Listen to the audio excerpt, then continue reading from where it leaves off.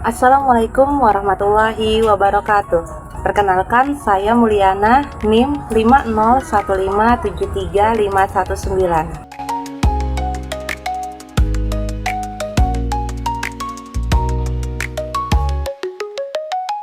Pendidikan yang dihadapi sekolah kami dengan apa yang terjadi di negara-negara maju sebagaimana diulas dalam artikel Recent Trend in Measure to Correct Educational Inequalities in OECD Countries oleh Choi and Jiang tahun 2021. Persamaan permasalahan yang dihadapi dalam artikel dan kondisi di UPTD SDN 018439 Sentang. Artikel tersebut menegaskan bahwa negara-negara maju masih menghadapi masalah ketimpangan pendidikan yang signifikan, terutama karena pengaruh latar belakang sosial ekonomi keluarga terhadap prestasi akademik siswa.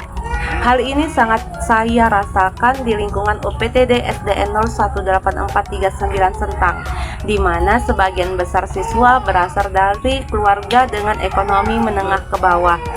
Banyak dari mereka yang tidak memiliki akses terhadap fasilitas belajar tambahan seperti buku, internet, atau les privat, seperti yang dikemukakan oleh Choi and Jiang tahun 2021.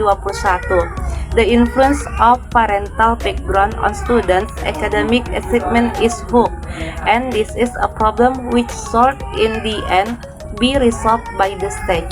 Kondisi ini nyata di sekolah kami, di mana keterbatasan ekonomi orang tua berdampak langsung pada kemampuan belajar siswa, baik dari segi fasilitas maupun dukungan belajar di rumah. Namun, ada beberapa perbedaan mendasar antara masalah di negara maju dan di UPTD SDN 018439 Sentang. Negara-negara maju umumnya sudah memiliki kebijakan afirmatif yang terstruktur, seperti subsidi pendidikan, beasiswa, dan dukungan untuk kelompok minoritas atau migran. Sementara di sekolah kami, bantuan pendidikan seperti program Indonesia Pintar atau PIP memang ada, namun implementasinya masih menghadapi kendala birokrasi dan belum sepenuhnya menyentuh kebutuhan spesifik siswa. Selain itu, negara maju menghadapi tantangan baru terkait keberagaman budaya akibat migrasi. Sedangkan di sekolah kami, tantangan utama masih pada keterbatasan infrastruktur, akses teknologi, dan rendahnya literasi digital. Hal ini menyebabkan ketimpangan semakin nyata, terutama ketika pembelajaran daring menjadi kebutuhan selama pandemi.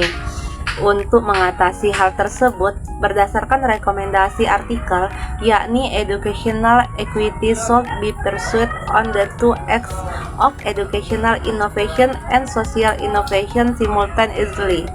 Saya akan mencoba menerapkan hal-hal berikut di UPTD SDN 018439 Sentang. Yang pertama, mengadakan program belajar kelompok di rumah warga atau balai desa untuk siswa yang tidak memiliki fasilitas belajar di rumah. Yang kedua, melibatkan orang tua dalam kegiatan sekolah seperti pelatihan literasi digital sederhana agar mereka dapat mendampingi anak belajar di rumah. Yang ketiga, memberikan waktu tambahan bagi siswa yang tertinggal dan menyediakan pengayaan bagi siswa yang sudah memenuhi KKM untuk mencegah kesenjangan semakin lebar. Dan yang keempat, mengusulkan peningkatan fasilitas sekolah. Nah, dari refleksi ini dapat disimpulkan bahwa meskipun masalah pendidikan di negara maju dan di UPTD SDN 018439 Sentang memiliki persamaan mendasar, yaitu ketimpangan pendidikan akibat faktor sosial ekonomi, namun konteks dan skalanya berbeda. Solusi yang diambil pun harus disesuaikan dengan kondisi lokal. Namun, prinsip utama dari negara maju yaitu perlunya inovasi pendidikan dan keterlibatan seluruh elemen masyarakat sangat relevan untuk diterapkan di sekolah kami.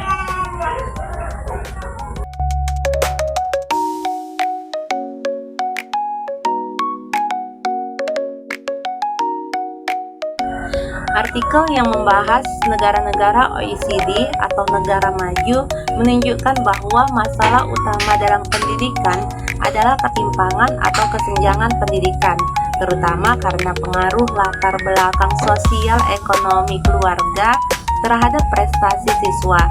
Negara-negara OECD berusaha mengatasi masalah ini dengan berbagai kebijakan, seperti memberikan bantuan pendidikan untuk keluarga kurang mampu, menyediakan program khusus bagi kelompok rentan, serta memperbaiki sistem pendidikan melalui inovasi dan pelibatan masyarakat.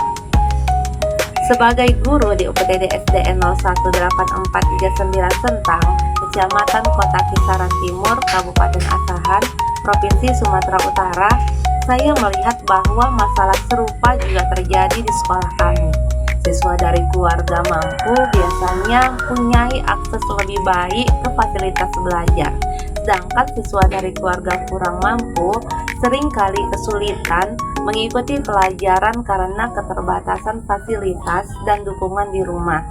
Persamaannya adalah sama-sama ada kesenjangan pendidikan akibat faktor ekonomi keluarga.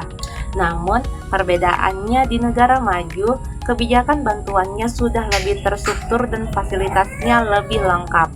Sedangkan di sekolah kami, bantuan seperti program Indonesia Pintar atau PIP masih terbatas dan fasilitas teknologi juga belum merata. Untuk mengatasi masalah ini, di sekolah kami berusaha mengadakan belajar kelompok di rumah warga, melibatkan orang tua dalam proses belajar, memberikan bimbingan tambahan untuk siswa yang tertinggal, serta terus mengusulkan peningkatan fasilitas ke pemerintah. Dengan cara ini diharapkan semua siswa mempunyai kesempatan yang lebih adil untuk belajar dan berkembang.